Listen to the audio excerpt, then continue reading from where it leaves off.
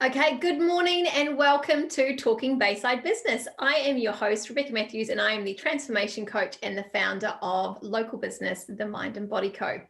Talking Bayside Business is really an opportunity to shine the spotlight on some of our incredible local businesses, but more importantly, to give you, the community, a chance to get to know the incredible people behind the business so that we can all go out, spread the word, and really champion and support them in any way we can.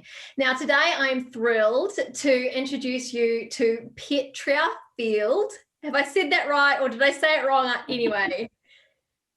It was Petria, there we go. Now, Petria is joining us from Coco Rose Eco, and now that's like an umbrella, and you've got all these incredible things happening inside that amazing, exciting umbrella.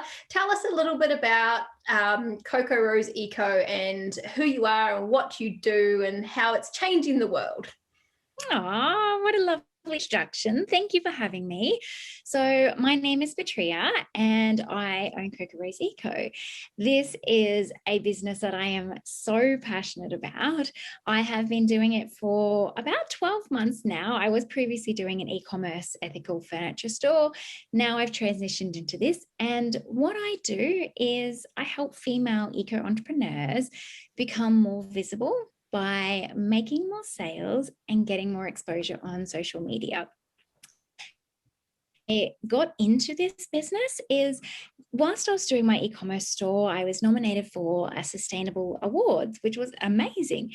I didn't unfortunately win, but it did plant this little seed, and I come back from the award ceremony going, am I really being sustainable enough? Like, is this all I can do? Like, yes, I'm using really ethical suppliers and I'm working with beautiful artisans and I'm paying the right correct wage, but I'm like, is there more? So fast forward a few years, I finally decided to jump into this plunge of this new service-based business. Probably the most amazing and transformational 12 months. I have a community, so I have a membership for eco entrepreneurs to come in and help them learn those business basics, because I'm sure anyone who's watching here who's an entrepreneur knows all of a sudden you've got to be a marketer, an accountant, you've got to know social media, you're a copywriter, you've got to know everything.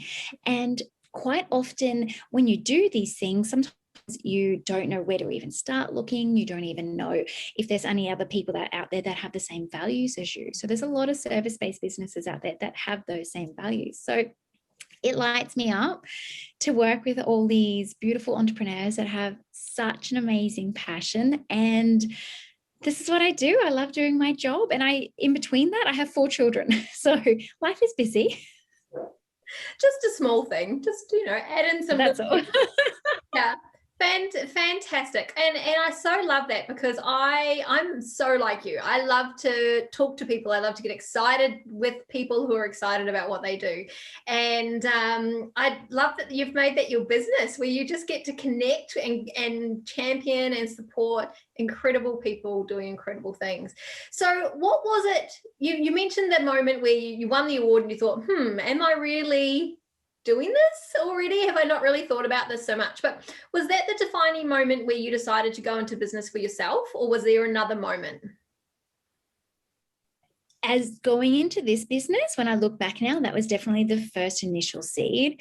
If I'm honest, over my whole life, I was a florist for 14 years. I'd always had this wanting to do my own business, but it wasn't until I started to do all the mindset work, all the inner work, that I realized actually I can do it. Before, I was really scared. I was like, what happens if I fail? And what happens if this happens? It's always like worst case scenario. But honestly, these past 18 months have been such a transformational year just for myself and for my business, because you can't have a successful business until you believe you have a successful business.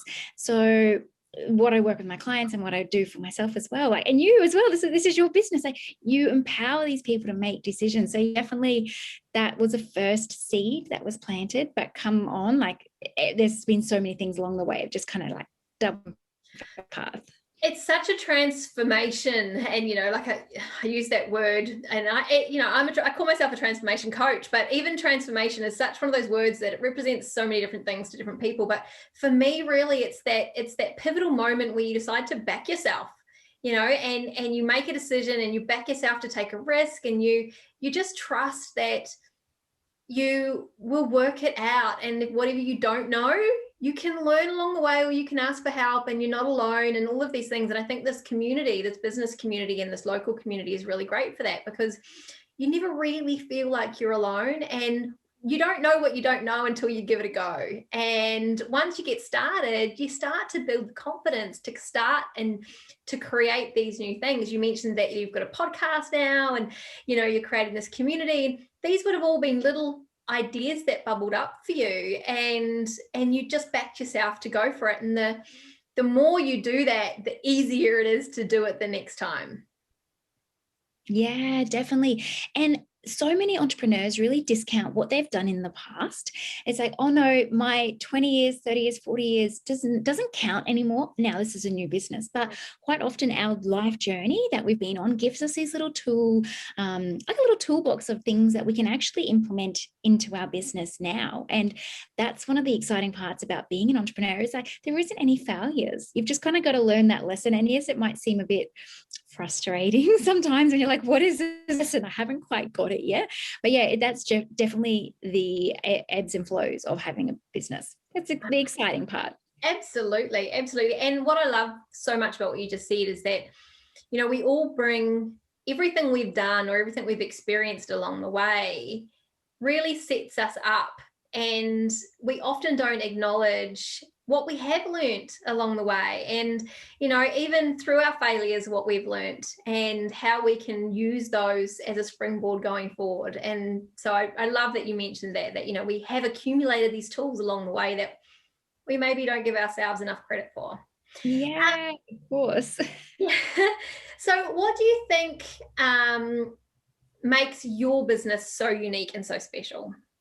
Me, I think every single business owner, you could be in I hate even saying the word, but like a saturated market, but you are the person that makes your business unique, and there's no one out there that's like you, and you're going to find your niche and your tribe that like just you. So yeah, that sounds so weird to say, but yeah, I definitely think that I'm what makes my business unique. Same as like what makes your business unique. Yeah, absolutely. And it is really interesting, because there really is, I was talking to a personal trainer earlier, and it's a market that's saturated. But if you find the right person for you, you connect with the right character, and you get to you find the right personality mesh, and everything is so much better. It's not about how many other people do what you do. It's about how you do what you do. Mm-hmm. And I think the fact that you can just say, you know what, I'm what makes my business special. I love that. So what would be a common misconception about either your business or the industry that you're in?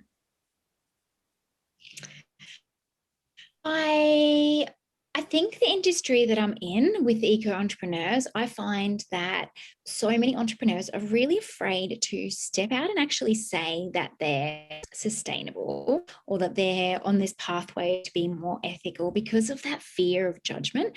It's greenwashing happens all the time. We only have to walk into Woolworths and see all these things that are definitely not sustainable products, but they've labeled green. So I find that most entrepreneurs are coming up against the fear of like saying I'm sustainable, but I've still got plastic and I'm trying to work my way through it. So it's this fear of judgment of what people are actually going to say, because they might go, oh, well, you're not totally sustainable. But I can put my one business out there that's 110% sustainable. It's more that journey that each and every step that you take is on that right pathway to go, and especially aligning your business with the United Sustainable Development Goals. All these things are just steps you have to take. Like it's just a ladder you'll always be stepping, and you can only do at that point in time. So yeah, definitely the fear of judgment. And it's interesting too, because like so many things, it's something's better than nothing. Every small step you make is taking you closer to that goal. So yeah, that's really interesting. So you're a Bayside business. How long have you been based? I mean, you've had this business for 18 months. Have you've been in the Bayside area for that full time? Yeah, so I have a little bit of a journey. As an adult, I have been in for coming up to 4 years, or 4 years now. I think just over 4 years. But I actually grew up, I think from like 2 to, I don't know, 12. And then we actually moved away. And when we moved away, I was like, I am never living down there. It's so quiet, it's so slow. Never living down there. And anyway, we ended up living at Mount Gravatt East, and we lived in Indonesia for 12 months. And when we come back, we couldn't find the right house for the right price and everything in that city area. Mount Gravatt East isn't that much of a city area, but it's close enough. So my dad lived out here, and he's like, just look out here, see what it's like. The houses are so much more affordable. You're near the bay. And it took me like one house to look at. I was like, oh, this is where we're going to live. And it did take a little while, if I'm honest, to get used to being so far away from the city. And not that I even work in the city, but I don't know, I just liked that convenience. Yeah. But I love it now. I love being able to go and spend a week's holiday on Coochie, Madlo Island, which is where my grandparents lived. I spent my childhood. Now my children are there. I love being able to go to with my dog at 5 o'clock in the morning, and the simplicity of it is what really warms my heart, and having that water close to us. But yeah, definitely when I was in my 20s, I was like, I am not living there. No way. It's funny though, we grow and we evolve. So Yeah. what would you say is the most challenging and rewarding parts of being a Bayside business? Challenging parts. I wouldn't really say there's too many challenging parts because my business is more online. So definitely having local connections is good if you're going to like networking events, or there's a couple of ladies that quite often, if we're going to a networking event in Brisbane, we'll kind of carpool together, because that is a challenging thing. I don't like driving an hour to go to a networking event in Brisbane City. Maybe we need to start this, because I feel there needs to be more networking out here, fun networking over a glass of wine or something. Yeah. But as for it's network, the people in that you have really make running a business so much more easier. It's like nice to know you've got like-minded people, and especially if they're local, like literally local, like 5 minutes away, will help you out as well. Yeah, that's awesome. That's awesome. And so your business is still quite young. So what are your goals? I know you've been working on lots of fun things over the last 12 months, but what is your passion project or your focus for the next 12 months? Oh my goodness. I've just last week. I am like, the world is my oyster. Like, I've got so many things, but I have really grand plans for my community, my Coco Rose community. I've done this growth stage, and I'm now really ready to step into that next level and invite more members. We'll be launching again in a couple of months, which is so exciting. I am doing my first virtual eco-friendly summit, which is really exciting. And I want to release a book, a multi-author book, which I've got little things happening. So I've got so many exciting things, but it's all very, but like I say to any entrepreneur, it's like, just keep writing these down notes when they're coming. Like, the right time will come when it's got to be brought to life. But yeah, literally breathing more life into the membership, which is so exciting. So good. Fantastic. And so how have you, that's all super excited. I can't wait to see all of that come to life. And I love your energy, because I think when you love what you do, it's so much easier. I had my birthday the other day, and I got up on my birthday day and started my meetings at 6 a.m. And my husband was like, hello, when are we as a family going to get to, say hi and happy birthday? I was like, yeah, later. Because I love what I do. So why wouldn't I want to do it on my birthday? And so I love meeting people like yourself who are super passionate about what they do too. And I can imagine that there's no day of the year that you wouldn't want to be doing what you're doing. So coming back to the Bayside community, in what ways have you noticed it's changed as a community or as a local business area in the last couple of years? I definitely think there's more and more like service-based online businesses. It's when I first moved here, I didn't feel like there was anyone, or I felt that I don't want to sound rude to anyone that's a little bit older. I'm 35, but I felt there was a very older demographic that were running businesses. But as a I'm going to put an ish on that. I'm a youngish entrepreneur. I don't feel young all the time, but I love that there's more and more people that are coming around that we can connect with. I think some people, I love the online space, and I love all the new things that we keep learning. And I find that it's just a really cool thing that there's more of us that are living out here. I think the house cost is the biggest thing that makes the families move out here, but then they realize that there's just this beautiful community, which is so lovely. And the community is everything. When you feel like you can raise your family in an environment that's really conducive to connection and that sense of community and collaboration and being a part of something bigger than just yourself, I just think that's gold.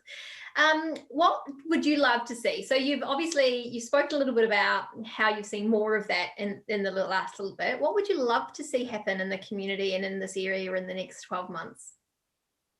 Yeah, I want more networking events. I was speaking to another beautiful was out here when we were traveling into one in Brisbane. I'm like, why don't we start one out here? Like that way we can have guest speakers. We can all be 5-10 minutes from our home. I would just love more nice dinners, more nice lunches, and just being able to connect with other like-minded people. There are, you just feel like there needs to be a few more. Sign me up. I'm in. Yay. So the last thing I wanted to find out from you, and I always find this lovely because I'm still consider myself new to the area, and I'm still learning about all these fantastic new places. So where would you consider, maybe one or two of your favorite places to go? Do you have a favorite picnic spot or a favorite cafe? You mentioned Coochie. Where do you love? Where's your go-to place? Yeah, well, I've mentioned them both. So I love the dog park at Raby Bay Beach. This is my dream neighborhood I'm manifesting. So I'm just going there to hang out with my future neighbors and let our dogs play together. But yeah, I love it. I love that you've got the bay right there. It's generally quite calm. The dogs can run around, the kids can run around. And Coochie Mudlow, it was just a beautiful childhood. And I love being able to take my children back there. And it's 5 minutes away from home, or 10 minutes drive on a barge. So it's just nice that you can feel like you're going away for a day trip or a holiday and you're not even that far from home. It sounds really, really weird to say, but I love that. It's so good. We often pop over there just for the afternoon. And, like lots of local treasures, we were taken there by a friend and they shared it with us. We fell in love with it. Now we jump on the barge and we shoot over there for a few hours, and it's so funny how getting on a barge and going to an island makes you feel like you're a world away.